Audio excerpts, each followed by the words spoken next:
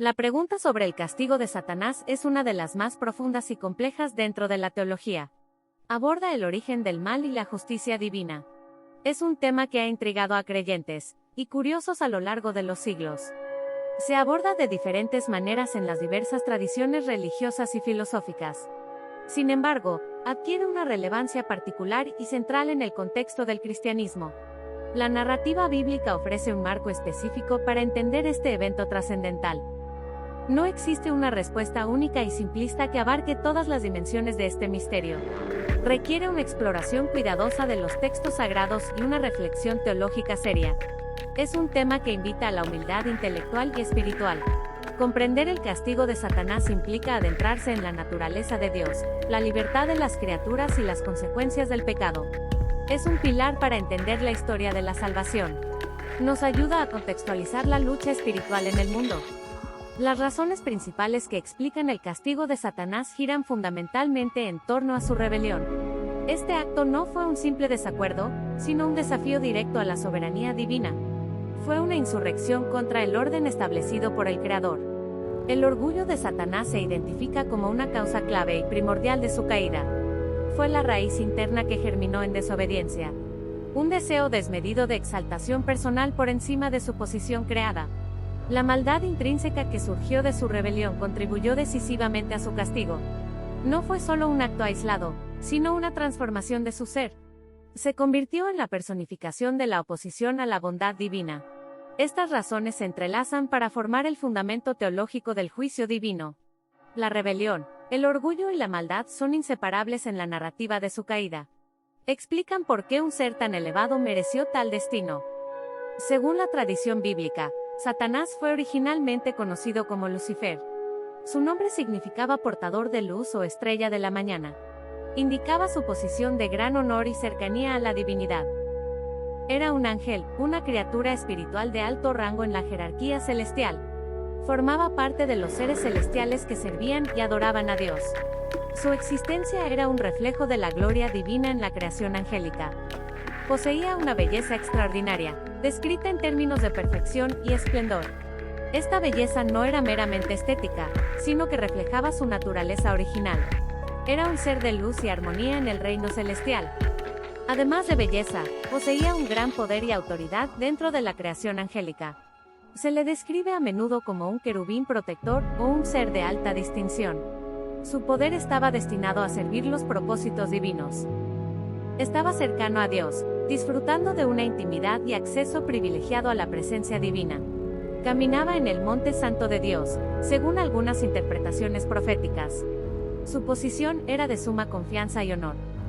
Sin embargo, a pesar de su elevada posición y dones, su corazón se llenó de orgullo. Contempló su propia belleza y poder y comenzó a atribuírselos a sí mismo. Olvidó que todo provenía de Dios. Su corazón también se llenó de ambición desmedida y perversa. No se conformó con su lugar en la creación divina. Deseó algo que no le correspondía por naturaleza ni por designio. Deseó ser igual a Dios, o incluso superior, en autoridad y majestad. Quiso usurpar el trono divino y recibir la adoración que solo pertenece al Creador. Esta fue la cúspide de su soberbia. Se rebeló activamente contra la autoridad de Dios, desafiando su gobierno justo y perfecto. No solo pensó en la rebelión, sino que la llevó a cabo. Buscó subvertir el orden celestial. Esta rebelión es considerada teológicamente como el primer pecado en la creación. Fue el acto inaugural de desobediencia consciente contra la voluntad divina. Estableció el patrón para todo pecado subsiguiente. La rebelión es, por tanto, la raíz profunda y fundamental de la caída de Satanás. No fue un accidente ni un error menor. Fue una elección deliberada y catastrófica con consecuencias eternas. El castigo divino a Satanás se describe en varios pasajes bíblicos, tanto en el Antiguo como en el Nuevo Testamento. Estos textos narran su destino tras su insurrección. Revelan la justicia de Dios frente al pecado. Fue expulsado del cielo, el lugar de la presencia manifiesta de Dios y de perfecta comunión. Esta expulsión no fue solo física, sino una separación espiritual y relacional. Perdió su hogar celestial. Perdió su posición privilegiada y su alto rango entre los ángeles. Fue degradado de su estatus de portador de luz a ser el príncipe de las tinieblas. Su gloria se convirtió en deshonra. Perdió su acceso directo y sin impedimentos a la presencia divina. Ya no podía estar ante el trono de Dios como uno de sus siervos fieles. Fue desterrado de la comunión íntima con su Creador. Como resultado de su caída y castigo, se convirtió en el adversario principal de Dios. Su existencia se define ahora por su oposición a todo lo divino. Es el enemigo declarado de la verdad y la justicia. Se le llama el acusador de los hermanos en las Escrituras. Constantemente busca desacreditar a los creyentes ante Dios. Su objetivo es sembrar duda y condenación en las mentes y corazones. También se le llama el príncipe de este mundo, indicando su influencia y dominio temporal sobre los sistemas caídos. Ejerce poder sobre aquellos que no están bajo la autoridad de Cristo. Gobierna en el reino de las tinieblas. Su castigo no fue solo la expulsión del cielo y la pérdida de su estatus. Fue un juicio que selló su destino final. Un veredicto de condenación eterna. Incluyó la condena a la derrota final y absoluta a manos de Dios. Aunque opera en el presente, su destino ya está sellado. Será vencido definitivamente al final de los tiempos. Las consecuencias de la rebelión y el castigo de Satanás son de gran alcance para toda la creación. Se convirtió en la fuente primordial del mal en el mundo. El mal no es una fuerza independiente, sino una perversión originada en su caída. Se convirtió en la fuente principal de la tentación para la humanidad. Busca desviar a los seres humanos del camino de Dios. Utiliza engaño y seducción para lograr sus fines. Su objetivo final y constante es alejar a la humanidad de Dios y de su plan de salvación. Busca destruir la relación entre Dios y el hombre.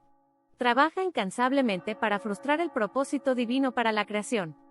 La historia del castigo de Satanás es un recordatorio solemne de la seriedad del pecado y la justicia inmutable de Dios. Muestra que ni siquiera los seres más elevados están exentos de juicios si se rebelan. Subraya la santidad de Dios y su intolerancia hacia la iniquidad. También resalta la libertad moral de las criaturas, incluso de los ángeles. La caída de Satanás no fue predestinada en el sentido de que Dios la causara. Fue el resultado de su propia elección libre y perversa.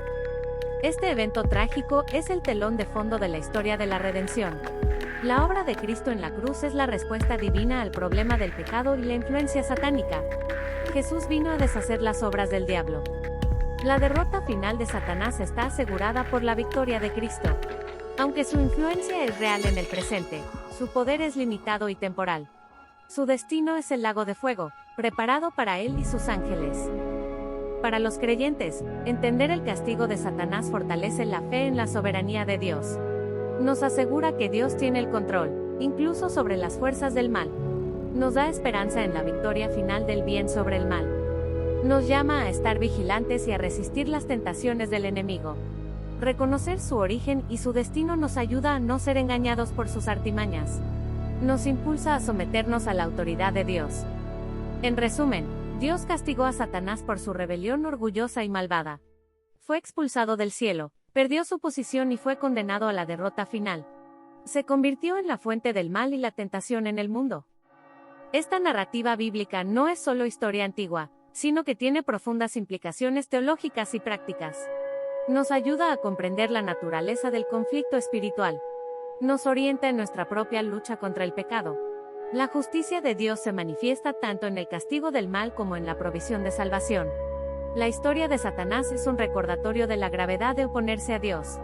Pero la historia de Cristo es la promesa de liberación y victoria. Así, la pregunta sobre por qué Dios castigó a Satanás nos lleva a contemplar la majestad de Dios, la tragedia del pecado y la esperanza de la redención. Es un tema central para comprender la cosmovisión cristiana. Nos invita a reflexionar sobre nuestra propia posición frente a la autoridad divina.